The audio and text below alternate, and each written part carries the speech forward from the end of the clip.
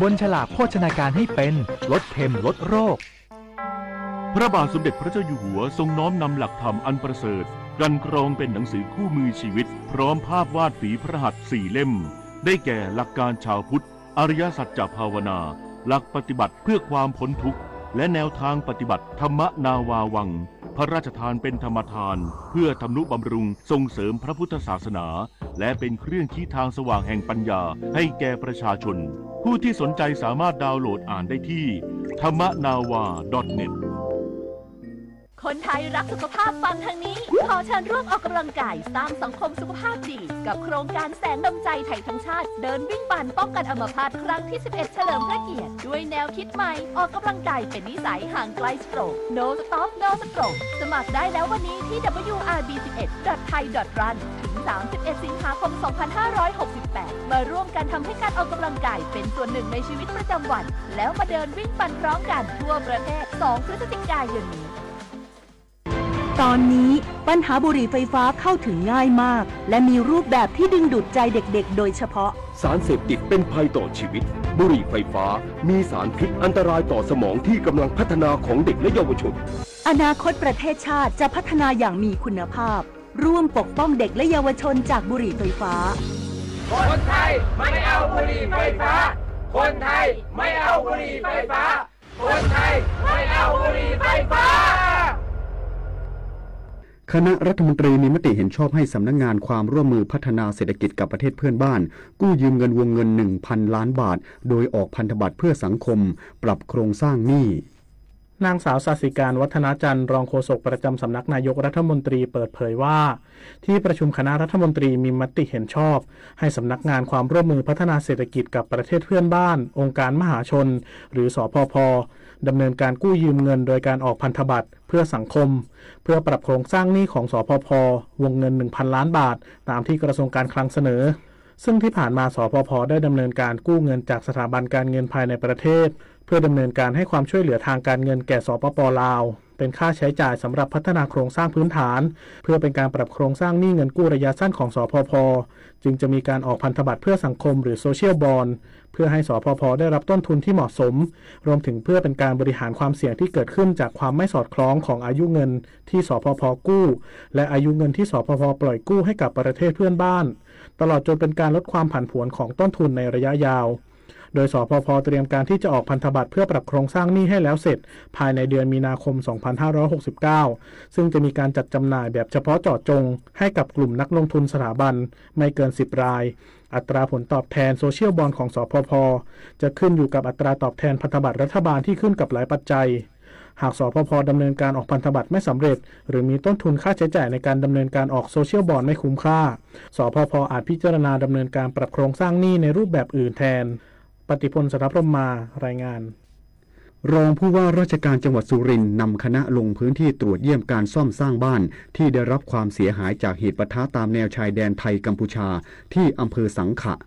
นายประภาสศรีจันเวียงรองผู้ว่าราชการจังหวัดสุรินทร์พร้อมด้วยนางแสงดาวศรีจันเวียงรองนายกเหล่ากาชาดจังหวัดสุรินทร์ผู้อำนวยการวิทยาลัยการอาชีพสังขะและนายบุญเลี้ยงเรียมทองนายอำเภอสังขะรวมทั้งปลัดอำเภออาสาสมัครสภากาชาดไทยอำเภอสังขะพร้อมคณะลงพื้นที่ตรวจเยี่ยมการซ่อมสร้างบ้านที่ได้รับความเสียหายจากเหตุปะทะตามแนวชายแดนไทยกัมพูชาเมื่อวันที่ 24 กรกฎาคม 2568 รายนายสมบัติอิ่มใจบ้านเลขที่ 68 บ้านไทยสมบูรณ์หมู่ที่ 2 ตำบลบ้านชบอำเภอสังขะจังหวัดสุรินทร์เพื่อติดตามความคืบหน้าและให้กำลังใจผู้ที่กำลังดำเนินการร่วมซ่อมสร้างประกอบด้วยสมาชิกกองอาสารักษาดินแดนอำเภอสังขะที่ 8 ผู้ช่วยผู้ใหญ่บ้านฝ่ายรักษาความสงบและประชาชนจิตอาสาทั้งนี้ได้มอบสิ่งของช่วยเหลือเพื่อสร้างขวัญและกำลังใจให้แก่ครอบครัวผู้ประสบเหตุด้วยกฤษดาสุนทรสวทสุรินทร์รายงานเช่นเดียวกับจังหวัดบุรีรัมย์เร่งช่วยเหลือเยียวยาประชาชนที่ได้รับผลกระทบจากเหตุสู้รบชายแดนให้เร็วที่สุด นายปิยะปิจนำผู้ว่าราชการจังหวัดบุรีรัมย์พร้อมด้วยนายกและสมาชิกเหล่ากาชาดจังหวัดบุรีรัมย์และส่วนราชการได้ร่วมมอบเงินถุงยังชีพนมผงและพ่ออ้อมผู้ใหญ่ให้กับประชาชนจาก13หมู่บ้านตำบลปราสาทอำเภอบ้านกรวดจังหวัดบุรีรัมย์จำนวนกว่า 1,000 คนผู้ว่าราชการจังหวัดบุรีรัมย์กล่าวว่าจากสถานการณ์ความไม่สงบตามแนวชายแดนไทยกัมพูชาตั้งแต่วันที่24 กรกฎาคม 2568ส่งผลให้ประชาชนในพื้นที่อำเภอบ้านกรวดได้รับความเดือดร้อนและต้องอพยพออก อกจากพื้นที่ไปอยู่ที่ศูนย์พักพิงและบ้านญาติทั้งในจังหวัดและต่างจังหวัดมีประชาชนบางส่วนได้รับบาดเจ็บบ้านเรือนเสียหายสัตว์เลี้ยงตายและได้รับบาดเจ็บพืชผลทางการเกษตรเสียหายขาดรายได้รวมถึงส่งผลกระทบทางด้านจิตใจเป็นอย่างยิ่งจังหวัดมีความห่วงใยจึงได้จัดซื้อถุงยางชีพเพื่อบรรเทาความเดือดร้อนให้กับประชาชนในพื้นที่รวมถึงใช้เงินกองทุนช่วยเหลือผู้อพยพจังหวัดบุรีรัมย์มาจัดซื้อนมผงให้กับเด็กแรกเกิดถึง2ปีซึ่งได้รับเงินอุดหนุนเพื่อการเลี้ยงดูเด็กแรกเกิดจำนวน886รายและผ้าอ้อมผู้ใหญ่ให้กับผู้ป่วยติดเตียงจำนวน190รายนอกจากนี้ยังจ่ายเงินให้กับเกษตรกรที่พืชผลทางการเกษตรได้รับความเสียหายซึ่งส่วนใหญ่จะเป็นสวนยางพาราจ่ายค่าซ่อมรถยนต์ได้รับความเสียหายอีก2คันเพื่อเป็นกำลังใจและช่วยเหลือเยียวยาให้กับชาวบ้านในพื้นที่อำเภอบ้านกรวดจังหวัดบุรีรัมย์ส่วนเงินสงเคราะห์ช่วยเหลือครอบครัวผู้ประสบภัยครัวเรือนละ 3,000 บาทจะโอนเข้าบัญชีให้แล้วเสร็จภายในสัปดาห์นี้จำนวน 1,000 รายจากผู้ประสบภัยที่แจ้งลงทะเบียนไว้แล้วกว่า 5,000 ครัวเรือนเมื่อส่วนกลางโอนเงินมาแล้วจังหวัดจะเร่งโอนจ่ายให้ถึงมือผู้ประสบภัยให้เร็วที่สุดพิมพากา อุยรำ สวท บุรีรัมย์รายงานจบข่าวธราวุฒิ วิชัยดิษฐ์อ่านรับฟังข่าวครั้งต่อไปเวลา 19 นาฬิกาครับติดตามข่าวที่นำเสนอไปแล้วได้ที่ www.thainews.prd.go.th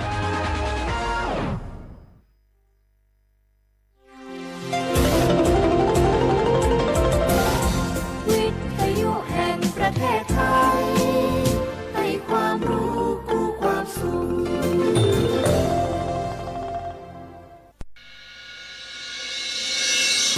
สถานีวิทยุกระจายเสียงแห่งประเทศไทยจังหวัดเชียงใหม่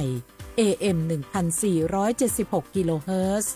สถานีวิทยุภาคภาษาชาติพันธุ์แห่งเดียวในประเทศไทยที่มีความทันสมัยเชื่อถือได้สร้างอัตลักษณ์กลุ่มชาติพันธุ์สู่สากล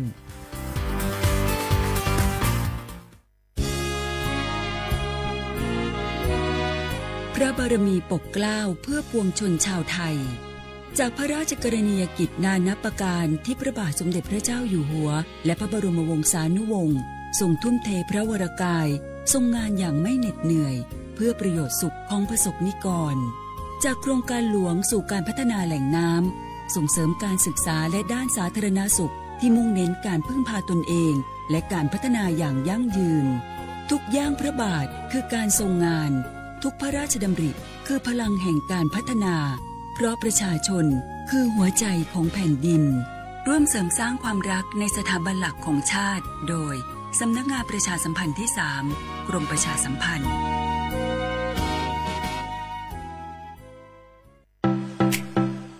เธอเห็นโฆษณางานนี้ไหมงานง่ายแค่กดไลค์กดแชร์คอมเมนต์นิดเดียวได้ค่าคอมมิชชั่นเยอะสนใจสมัครด้วยกันไหมสนใจแล้วต้องทำยังไงบ้างล่ะแต่ต้องโอนเงินมัดจำค่าดำเนินการเงินที่โอนเข้าไปเนี่ยจะเพิ่มเป็นโบนัสให้อีกนะเดี๋ยวเขาจะส่งลิงก์ส่งเลขที่บัญชีมาให้เราว่ามันแปลกๆอยู่นะให้โอนเงินไปก่อนทำงานมิจฉาชีพแน่เลยไม่เห็นข่าวหรอมีคนโดนหลอกตั้งเยอะน่ะโหมิจฉาชีพจริงๆด้วยอะเมื่อกี้ไปเช็คในบัญชีแบ็คลิสต์ขึ้นชื่อมาเลยเกือบโอนเงินไปแล้วเชียวอย่าเชื่ออย่าคุยอย่าโลภอย่าโอนคิดให้รอบคอบก่อนตกเป็นเหยื่อด้วยความปรารถนาดีจากสำนักงานประชาสัมพันธ์ที่ 3 กรมประชาสัมพันธ์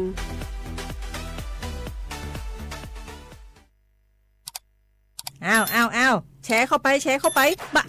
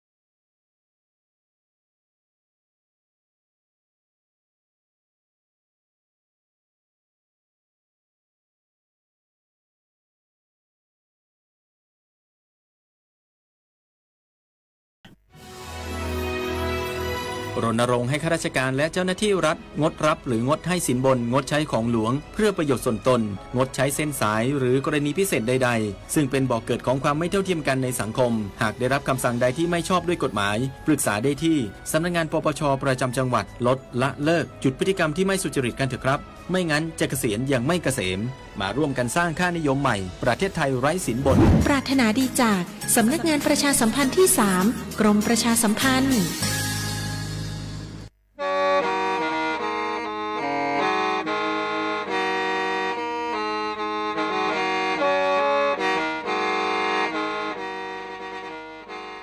Đầu núa, sự tống chua sang xua, hủ tế chờ thai, đầu lũ xén trăng mài, lũ sư hở hà lù mông, inu bê hà o ra, giáng sơn chú bê hà thảo sư hở, chứ tén chú trao tén, giáng tròng đu bê hà thảo sư hở, cầu sang tén chú cầu dì tén, trang tờn đầu sang, AM, tê, ý chánh pláu bùa, sang chậu trao kHz, đầu núa mông, do bê lù mông, suốt lời so cán nông tàu.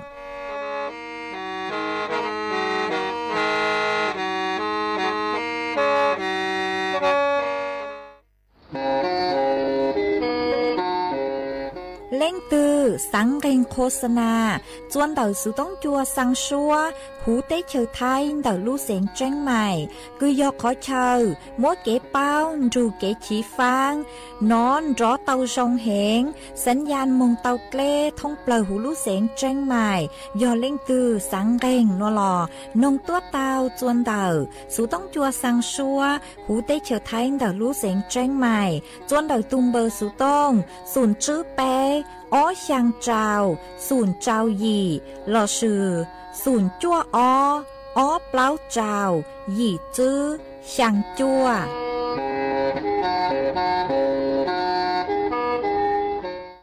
Ani ya tao ta no,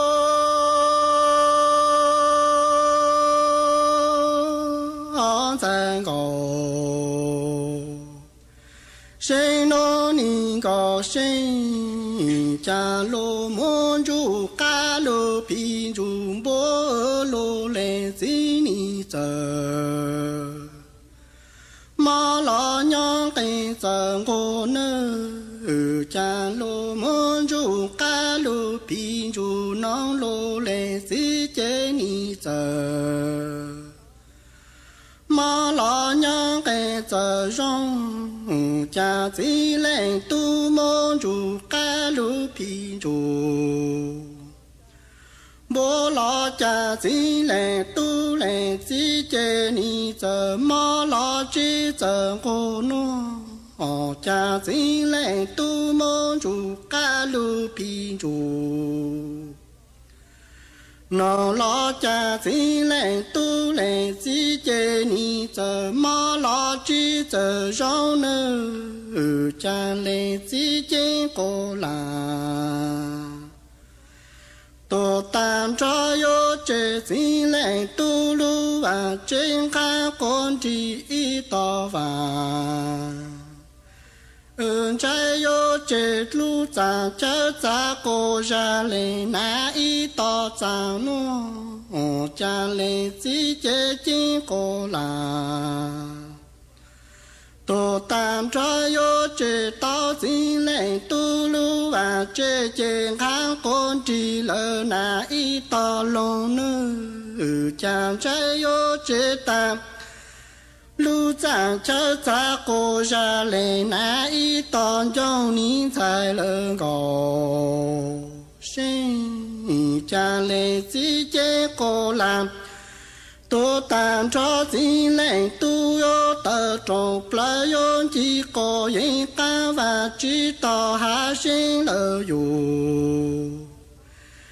ye ta thao lê dĩ nhỏ trên trái lê dĩ tư chỉ bù lù ca và chỉ tỏ nuôi nhỏ kênh chú plá lô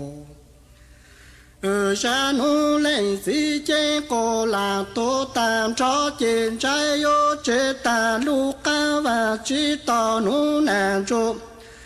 向老民众当要是都多呢，将来之间过来。多当着在进来多的中不一个人干完知道还是了哟。也大头来子鸟的来子都只不路干完知道农鸟东根。猪不老不诺，家女诺来子间过来。多当着见在有只大路干完知道农州南州，向老民众当要是都来能才能高，谁家进来都见，在三个绕老七山来有大路你来自家高。多到家个多个多个，用这个老毛娘人子，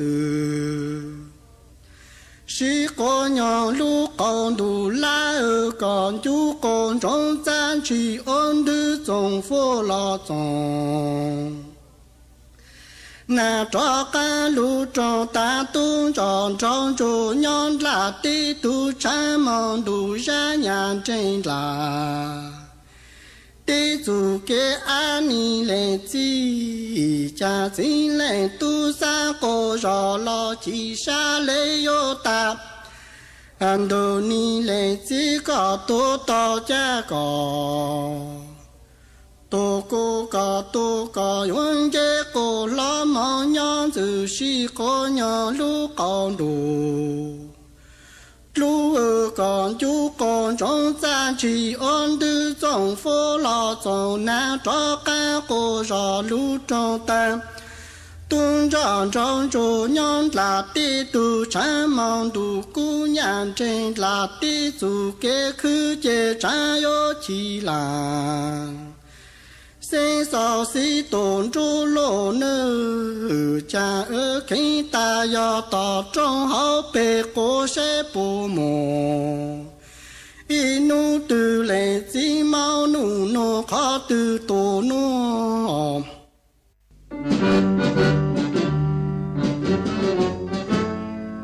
chua mua dừng chúa dây rò thiết tế chờ dây rò nhỏ chỉ mua plau muôn tù tế chờ nhỏ càng xa lù tú kỳ nhỏ luôn xương xì mà trồng nâng thái sợ đờ lò xí cùng tề tí thái chua mua dừng kế thơ dù luôn đỡ lúc sáng chân mày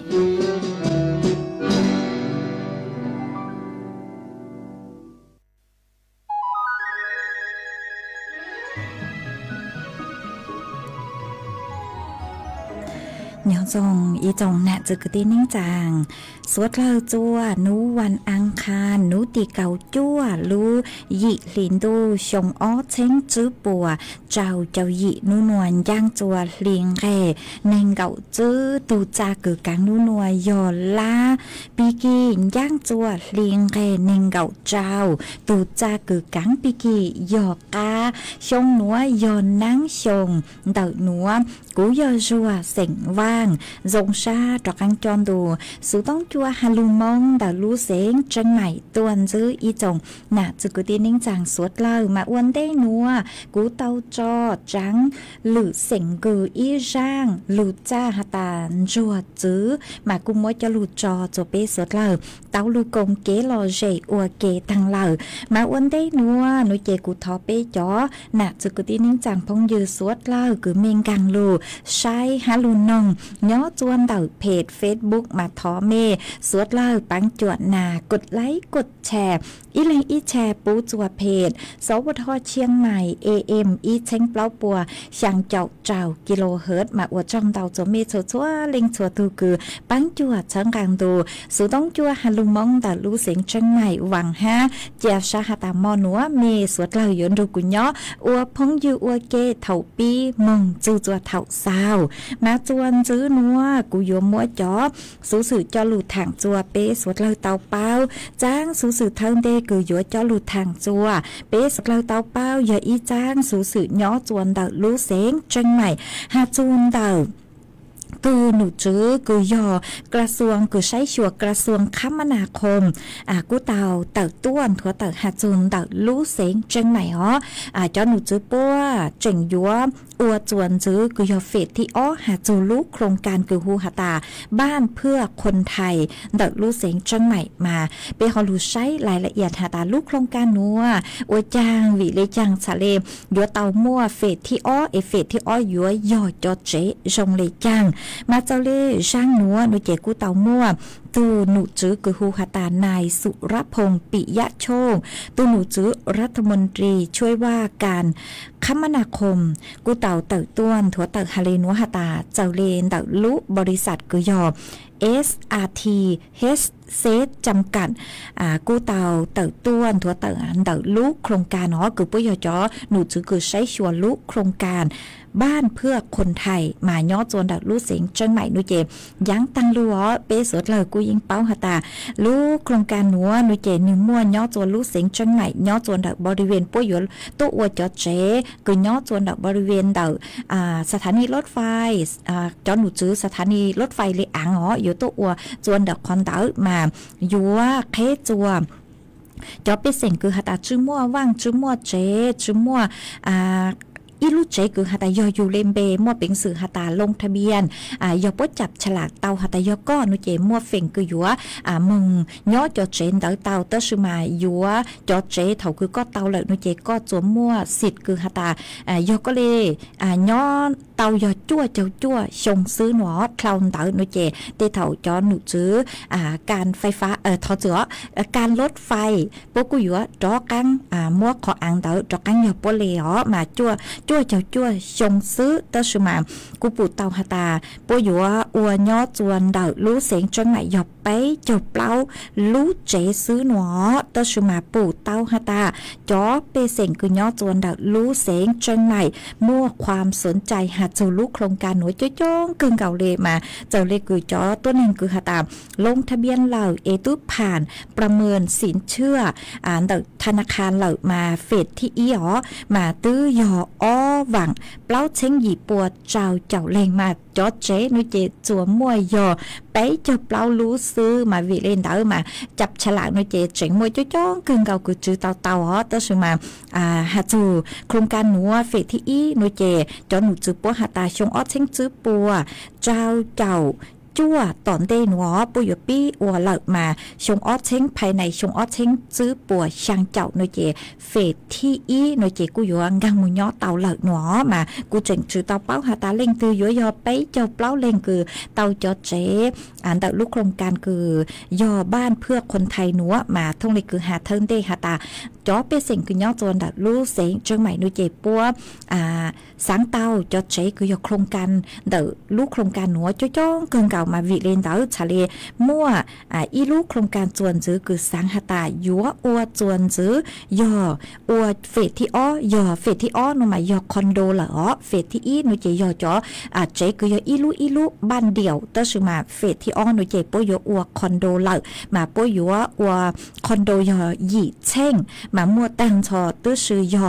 อ้อปัวจื้อเจ้ายูนิตหนอมามั่วอ้อปัวจื้อเจ้าลูห้องโนมาปอยมั่วไฟอัวอ้อขนาดยออีขนาดยอห้องลูเลไปเจ้าตารางเมตรว่าอีขนาดนุเจยบเปล่าเจ้าจื้อตารางเมตรหนอมาอีลูลีนุเจกูยบผ่อนขั้นต่ำย่อจวนเดเปล่าเชิงบาต่ออีลูลีอีอย่างเก่าหอมายอฮาตาเป๊ะจ๋อน่าจะกูที่นิ่งจ้างเมลิงตือคือหาตามมั่วความสนใจนุเจกูมั่วเป็นสื่อลงทะเบียนจองสิทธิ์เตาจวนเดาตูเว็บไซต์คือยอ www.banpheukonthai.th จื้อนุติเน่งเก่าจื้อนุติเน่งเก่าจื้อคือยอจูใช้ตอนเดนหนอนุติเน่งเก่าจื้อรู้ยี่ลินตู้หนัวจื้อเถารู้ชื่อเห่าจั่วเต็งมึงจูจวนนุติ ไปเจ้าอีรู้หยีลินดูหนัวจัวเท่ารู้ชื่อเหอเน่งกับเปล่าแต่งอปุยปูรู้ชื่อเหอจัวลงทะเบียนยอช่างนู้ซื้อดักลูกโครงการบ้านเพื่อคนไทยเฟสที่จนดักลูกเสียงเชียงใหม่คือยอคอนโดมาเล่งคือไม่มั่วความสนใจนุเจกูมั่วเป็นสื่อหาตาลงทะเบียนจองไม่เลสิทธิ์เต่ามาจอหนุจุปกูยัวปี้อวดจอบชื่อหาจอเจคือยอเฟสที่อีโลจอคอนโดคือเฟสที่นุเจปกูยัวปี้อวดหลักมายอหาตาเต้าเท่าตื้อเลจังโลนุเจปยัวจับฉลากหาตาเล่งตื้อยอตูเต้ามาคอนนัวนุเจย่อจนดักเก๋คือจับฉลากเดจอหนูจื้อปวดหลักหาตาเล่งตื้อโปมจอมเบจอตัวนึงคือหาตาลงทะเบียนผ่านตังโลสินเชื่อผ่านโลนุเจปุยจอลูทูมงหาตาเล่งตื้อตูมงชงนุเจเต้าจอเจคือจอดักลูกโครงการนัวมาจอหนูจื้อปหาตาจอเจนัวนุเจปุยอัวปังจวดจอตัวนึงคือมั่วรายได้อินจางหนอจอตัวนึงคือหาตาจื้อจอเนี่ยเห็นฮะเอเทจื้อเต้าจื้อจอคือมั่วเนี่ยเห็นฮะตัวสุมายจอคืออินจางคือยอปานกลางมายลูปังจวดจอชงเรียนเต้าฮะขอเชิญคืออัวจอเจนัวนุเจหนื่อยย่อเจนตอนตาขอเชิญคือย่องจีหนอชุดเล่ย่อเกจหุ่นรงหาจุนเดอสุต้องจัวเหล่านุเจกูย่อชุดเล่จือเชนเดอสุต้องจัวห้าอ๋อมานึกกูย่ออีขอคือรูลดค่าใช้จ่ายจัวจอเปเซ็งสดเลิกมากูหอมมวยจะหลุดทางเดนัวเอเล่งถือคือหาตาเมสนใจลูกโครงการเฟติที่คือยอคอนโดมวยหยีเช่งอ๋อมาเล่งถือคือสนใจนู่นหลอกกูหอลงทะเบียนจองสิทธิ์อวนเด้หลอเตาเท่าคือหาตาอยู่เต้าเลยเอยูจื้อสังเต้าเลยโลสละสิทธิ์โลนหลอกกูเต้าฮะเอลงทะเบียนจองสิทธิ์อวนเด้อ๋อมากูหอมมวยจะลูทางเล่นัวจัวสดเราเต้าเป้าลีนัวเอจวนซื้อนัวนุเจกูยอลูจออีช่างเกลอเจจัวเปสดเลยลูกงเกลอเจอวยเกอีปลานุเจกูมาดอกังลูมัวหรืออย่างจะลูทางจัวเปสดเราเต้าเป้าเอกูจออีช่างชัวปังเสงจัวอีเลงคือเต้าชาวต้องเต้าทอตัวคือมั่วลุ่มเบหูหาตาเกรียงศักมาก็กูหาตาก็สังทออีช่างชัวปังเสงคือมัวลุ่มเบหาตาจังเต้าเจ๊เจ้ามากุ้มบ้างเต้าช่างชัวปังเสงคือก็ถอดตัวหนัวช่างหนัวชาวหาตายอย่างเกาหมัวยอตุคือหูช่างชัวปังเสงหนัวมัวลุ่มเบหาตาจังเต้าเจ๊เจ้าดูมาก็หาตาฟีจัวจอคืออัวจอคือมั่วตูลู่มุงย่อจวนดักลู่เจ๊เจ้าเหล่าเต่าจูก็นงอัวเกเจกูมั่วช่างนัวมั่วจออัวก็ตัวจอจบเปสดเหล่าเต่าลู่นงอัวเก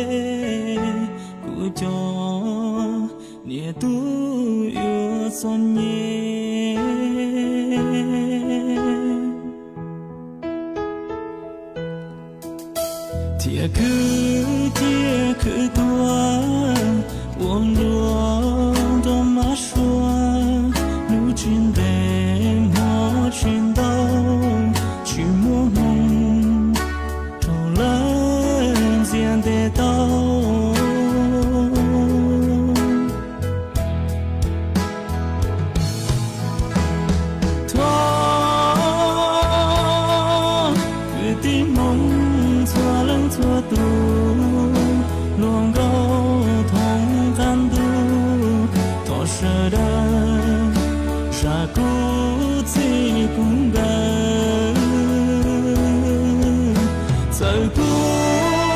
本年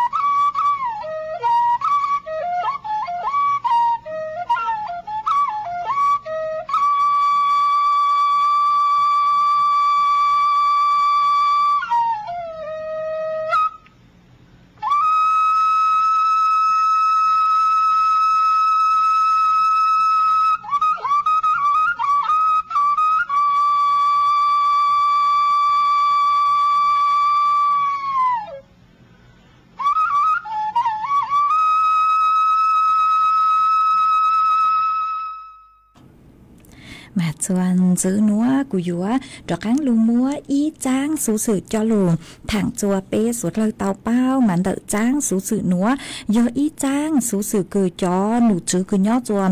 กรมการขนส่งทางบกกระทรวงคมนาคมกูเต่าเต่าต้วนถั่วเต่าหัดจูฮาตาจวนซื้อตอนเด้หน่วยเจมชงตอนเด้อ๋อจอหนูจือปัวยัวมั่วอีจูเฮาเกจัวเปเส็งสวดเล่ามั่วเป็นสื่อฮาตาชำระภาษีออนไลน์ผ่านเดาแอปเป๋าตังเต่าเหล่าหนอมาเนื้อย่งหยีจัวเปสวดเล่ามาเจ้าเล่ช่างหนัวหน่วยเจกูเต่ามั่วตูหนูจื้อคือฮูฮาตานายอนุกูลตูหนูจื้อรองโฆษกประจำสำนักนายกรัฐมนตรีกู้เต่าเต่าต้วนถั่วเต่าฮาเลนัวฮาตาเจ้าเล็กคือรัฐบาลเต่าเจียกรมการขนส่งทางบกค่ะกระทรวงคมนาคมเต่ากงเตนรูจัวธนาคารกรุงไทยคือปัวเต่าลูชื่อปังจั่วจึกขัวอวยอีตูฟีเจอร์ใหม่ผ่านตัวแอปพลิเคชันเป๋าตังมาปุยยัวเพิ่มช่องทางจัวจ่อเปเส็งสวดเล่าเล็งถือคือหตายัวเทภาษีหรอจะชอบมงจัวต่อขนส่งหรอหนึ่งมั่วเป็นสื่ออัวเตาจัวตัวแอปเป๋าตังซื้อหนึ่งย่องหยีจัวสวดเลยฮะยอกขอตื้อแล้วมั่วเป็นสื่อเทภาษีเต้ายเทรู้ชื่อเหอตื้อรอเต้าหนอมาตังชื่อนัวหนูใจจ่อหนูจือพวกกูสั่งสื่อหตาอัวตูฟีเจอร์ช ช้าหนัวกุยอ้วย้อจนได้แอปเป๋าตังมาหนูย้อยงยีจัวสวดเล่ามายอหาตาเถาตือกุเล่งตือกุยัวเทภาษีเราชื่อยัวพรบประกันภัยเชเรากุมัวตื้อชื่อหนัวย้อจนได้ถูแอปเป๋าตังมาเถาคือหาตาเมมัวถูแอปเป๋าตังโลหนูจะมีงางมองจวนได้ถูแอปเป๋าตังเจมองสายเดขอคือหาตาบริการชำระภาษีลดประจำปีนูมาอยู่เมืองเต่าโจคันดาวนูเจเนียวมัวจะอยู่สายหาตาอยู่ว่าชำระภาษีอยู่เทอยู่อีเลงเราชื่อเทจั่วลวดหรือตูเหนือมัวจัวก็สายอ๋อเจเถาคือก็เทนูเจเหนือมัวเขาเช่าจัวอยู่เทมาเถาคือหาตาอยู่เทตั้งโลนูเจนูอยู่ว่าแสดงเครื่องหมายเสียภาษีดิจิทัลจัวเป้อวันเดอ๋อเก่าจื้อนู่มาเป้มัวเป็นสื่อคอนเตอร์เมืองวันเดเต่ามา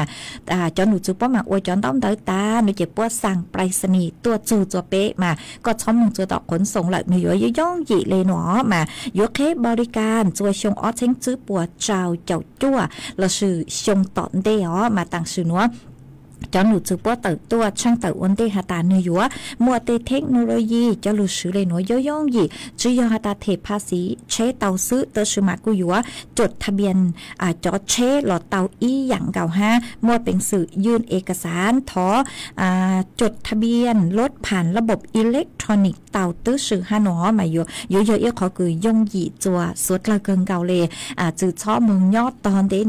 ต่อขนส่งเด่นเต๋อเลยเนื้อย่องหยีฮะเป๊ะว่าอีแรงเต้ามา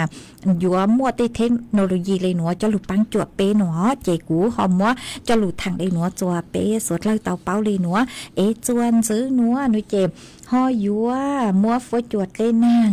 ย่อจัวพังเอาเตหูเตเฉยไทยจะหลุดถังจวนซื้อมาย่อจัวนู้นัวจะหนูซื้อคือใช้ชัวฝอยจวดเลยนางกูหาตามัวนางย่อจัวไปเจ้าเฝ่งป่วนเดอไทยและอ้างเฝ่งเดามานางยัวลูจัวลูเสงแม่ห้องสอนเจ้งใหม่ตากกำแพงเพชรพิษณุโลกฮาลูเสงเพชรบูรณ์มาฝอยจวดจ่าย่อจัวกูยังเล่นเดอหนึ่งเก่าเป้จูหนึ่งเก่าซื้อองศาจอฝอยจัวกูย่อจัวกูยังเล่นไปเจ้าไปจูไปจูซื้อองศาหามัวจวนเจ้าเล่นเดอซื้อจูเก่าซื้อกิโลเมตรต่อชั่วโมงหากูเต้าหันซื้อเลยหนัวหาตาจื้อนู้นัวฮับปีกีนุเจยมมวนนางย่อจัวคือยังเล็บไปเจ้าจูเปล่าเจ้าเตอร์ชูมานุติเน่งเก่าอีจูนุติเน่งเก่าจื้อลุยยิลินตูหนัวยัวจ้อกังมวนนางเต่ายัวจ้อกังมวนนางลูลูหอนางยัวย่อจัวคือยังเล็เจ้าจูยี่เจ้าเฝ่งปัวมวกเป็นขอเชิญมานางยัวลูลูหอมาเล่งถือคือย่อจัวพื้นที่เสี่ยงย่อจัวขอเชิญเตย่อเจเตนดูดเล่เตหังเกลโลย่อเจเตขอเชิญคือช่างจักยัวมัวตอปอตูเต้ามายัวเต้าจิงฟังหนอเตยังปีเกียใช้เลนเดอหมดเลยเจ้าซื้อมาสุดเรายัวเต้าจิงฟังหอเล่งถือคือย่อจัวพื้นที่เสี่ยงภัยมายัวเต้าจิงฟังเกิงเก่าเลยมากูหอมมัวฝอยจวดเลยนางจะหลุดทางเลยหนัวจัวเป้สุดเลยเต้าเป้าเลยหนัวมีย่อจัวขอเชิญตื้อฝอยจวดร้องเลยจังซื้อสาวดำเต้าหันเต้าสุต้องตัวทางเปะเต้าจนเดินดูสุต้องจัวฮาลุมงเต้ารู้เสียงจังใหม่เต้าหัวย่อจนเต้าสุต้องจัวนุเจนุ่นหนัวช้างดูเลยอ๋อนางจือลูเลยช้างดูเลยก็เติบโตตอนเจ้ามากูเกินเก่าเลยฮะมากูหอมไว้จะหลุดทางเลยหนัวอ๋อ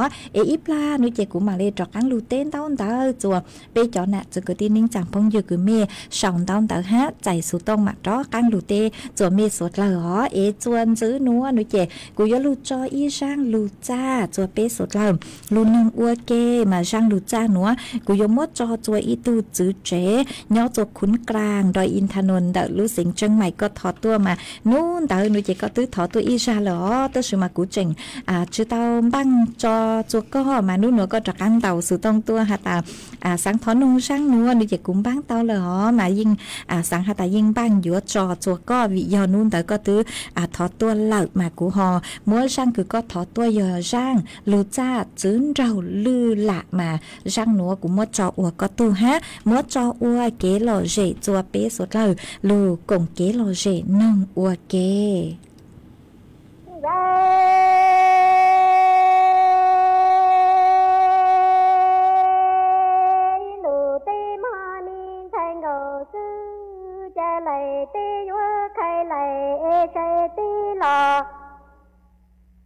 ยอเคยใช้เนี่ยใช้ตีมีรอ trò rì trò đầy tê tia lù lia lò tê hai mông ê sân lò qua lằng nia tia lằng chi lằng con thầy nì yo trái qua nhà lò trò sổ lúa lò tò mông nhớ chi rong ê yo mù khờ to tin thô lự lia y cho lo chè tu lo chè trong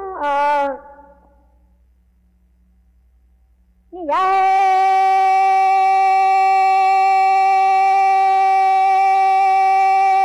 lại tê vua khai lại sai tê lò vua khai sai nhà sai tê mi rò vì cho đại tê tia lù lia lò ác quá chi sân lò qua lần lia lần tê lần con thầy nì yo trái qua nhà lò cho sổ lúa lò tò mong nhớ chỉ rong ê yo mù khờ to tin thô lử lia y cho lò qua tim mơ như vậy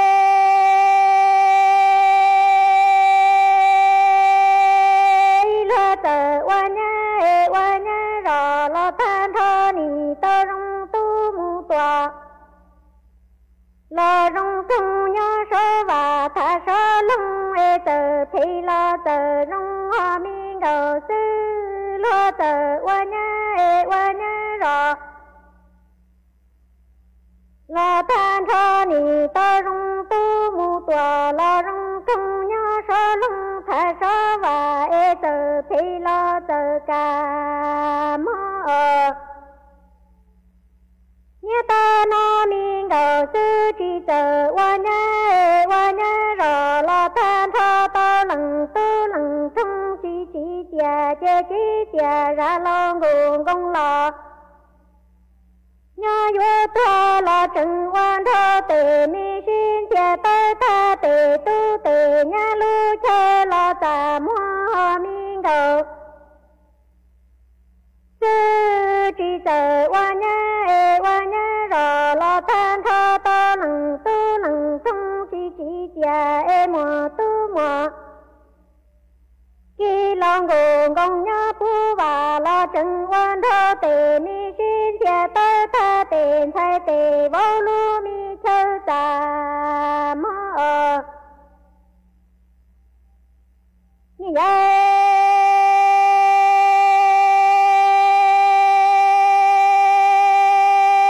lo tờ qua nhà rò lo tan thơ to rong tu mu tòa lo rong trong ê lo thơ tê lò phò tên tu miên đầu sư chỉ tờ qua nhà rò lo tan thơ to lần tư lần trong chỉ tia chê sáng nhân tia trong nó chê vua khờ to đã trong mò răng lò tuôn tin du chê lo tờ qua nhà rò lo tan thơ to rong tu mu tòa lo rong trong chê lo thơ tê lò thơ tơ so ê miên đầu sư chỉ tờ qua nhà rò thơ tơ lần tư lần không chỉ tia chê sáng nhân tia trong nó vua mù khờ to đã trong mò răng căng mù lò tuôn tin to như vậy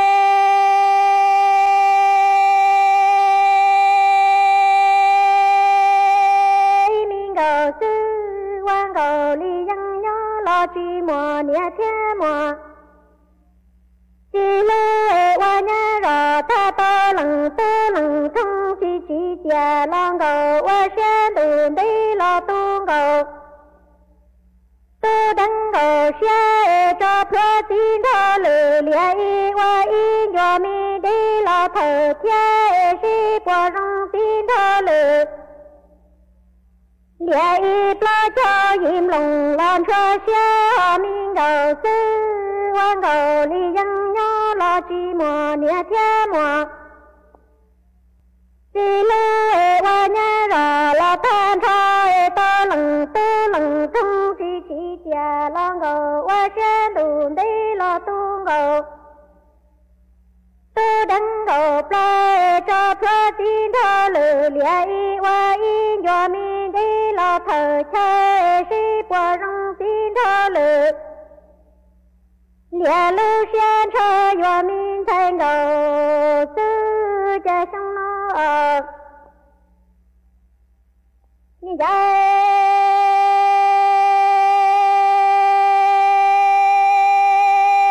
lử tê mò tin thơ lử lia mò rong bò chỉ xa lư mò rong mi tu chỉ tia chỉ xa rồi xếp lia tò mi kí pla hoa niên na lư chín đà tuyệt xin chúa hà trăng loa loa lư mi ra mò chế chi loa tư hoa mò nó chỉ tia ra y long ngô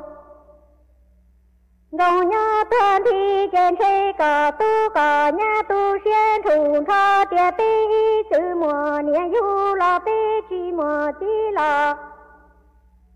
thọ lo lu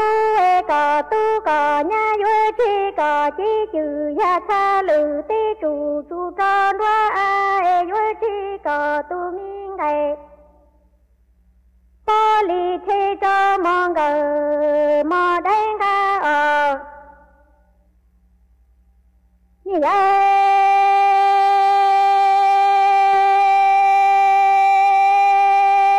lử tê mò tin thơ lử lia mò rong bò chỉ xa lư mò rong mi tu chỉ tia chỉ xa rồi xếp lia tò mi kí khía hoa niên na lư chín đà tuyệt xin chu hà chẳng rồi lư mi ra mùa chế chi lúa tư hoa mùa nó chỉ tia ra y long ngô gồng nhớ thân thi chế cỏ tu cỏ nhà du tu xuyên thùng thọ tia bê từ mùa niên du lo bê chi mùa chi khứ cho bê nọ cỏ tu cỏ nhà du chi cỏ chi chữ ya xa lử tê chủ chủ tròn hoa ya du chi cỏ tu minh ngày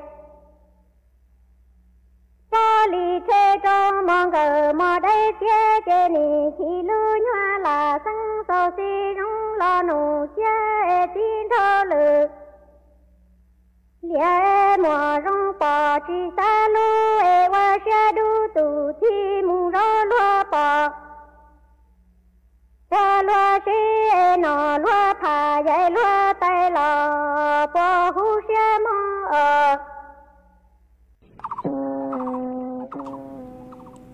mà chuan chữ núa cú dúa cho căng lù tên tao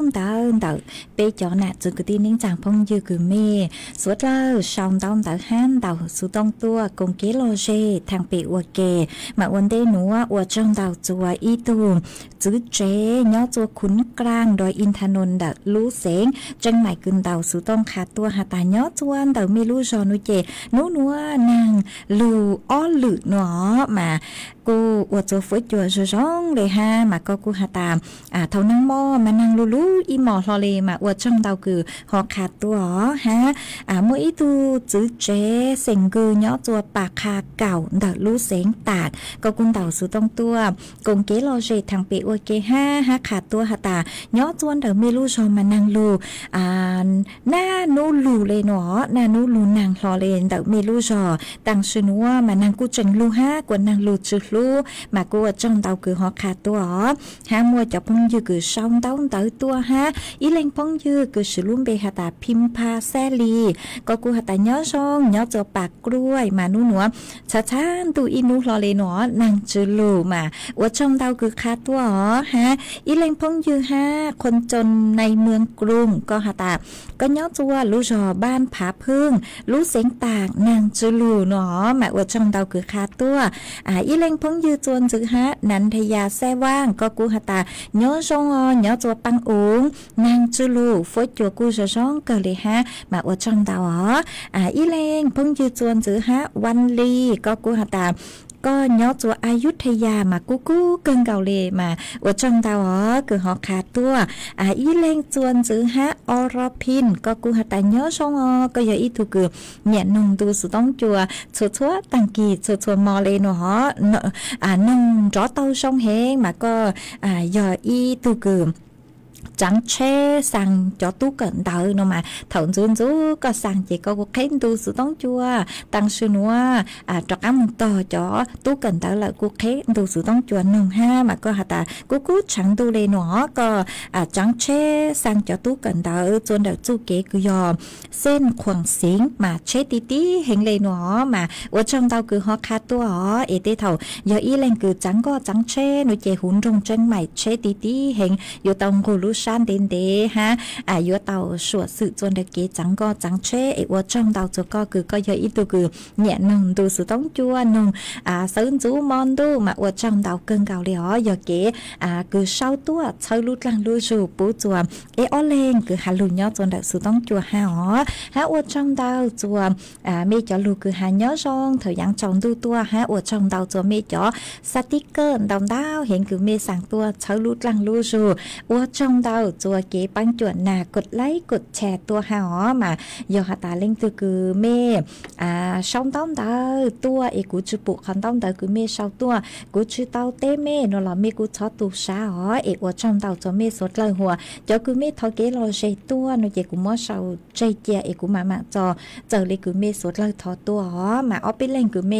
ช่องต้องตาทอเกลอใจตัวนอเจกูมอช่องเอกูมาจอจะเปสดเลยเต้านองเจอเลยลำดับเขียวคือเมสดเลยทอตัว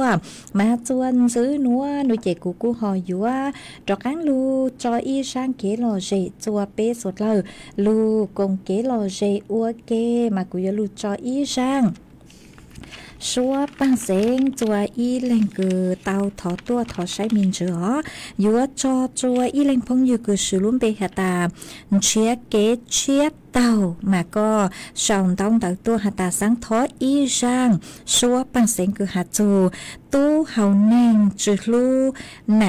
nạ tăng kế chia xa nô mà cũng băng tàu y rang xua băng sen cứ mua lúm bề khu hà tà chư chó hầu nền mà rang núi giò chạy sỉnh hơi giò tu cứ hù rang xua băng sen núa ê cũng mua rang núa mua trò ua có tu hó ha mua trò ua kế lò rể chùa bê sốt lờ tàu lù công kế lò rể nông ua kế mà lú sơ hở sơ sái cơn gạo lê tư gió tăng lợi ha chị cụ dùng mua rang núa trò ua y rang tỏ cán cơ chùa bê sốt lờ lù công kế lò rể nông ua kế hó ê bì kỳ sơn chú thảo lú sơ hở chư tính chú trao tính bê mang trò cán lù xin dư lùa chùa lú sơ hở đảo hó ê mò núa nuôi chế cụ trong tàu chùa mê chùa chùa lên chùa tu cử lùn rồi cụ nhỏ ua phong dư ua kế bánh chùa chân càng đồ sự tống chùa hà lù mong đã lú xịn chân mày dù lú sơ hở cứ hà ta sao lợi mà ua trong tàu chùa mê suốt lờ bì kỳ bê mang trò cán lù xin dư lùa nhỏ rồng suốt lờ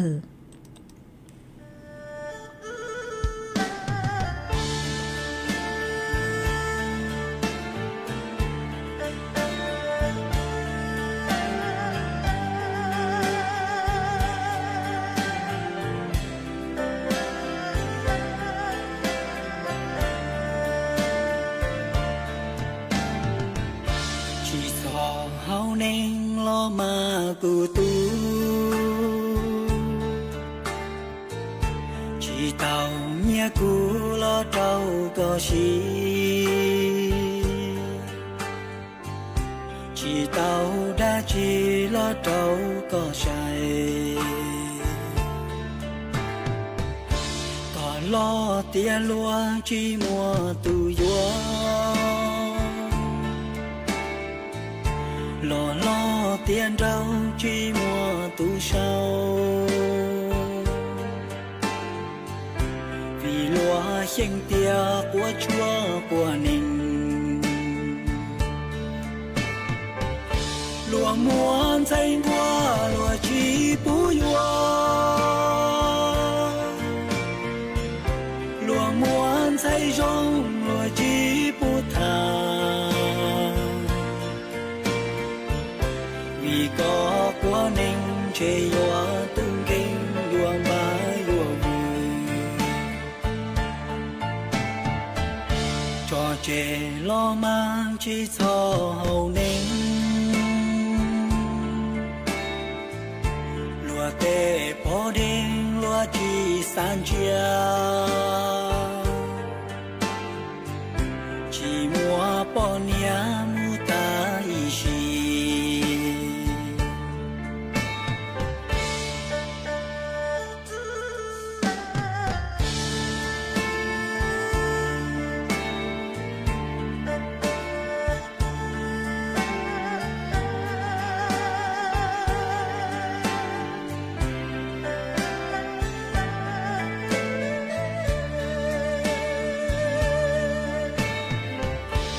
muôn say hoa lúa chỉ bùi hoa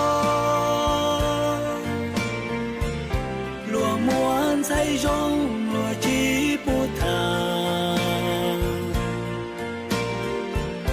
vì có quá ninh chế hoa tung kinh hoa ba hoa cho chế lo mang chỉ cho hậu ninh lúa tê bỏ đinh lúa chỉ san chia chỉ mua bỏ nia mu ta ý xì cho chế lo mang chỉ cho hậu ninh cha nó bỏ đinh có thiệt chỉ thâu cha loa mua sầu cho mùng cơn qua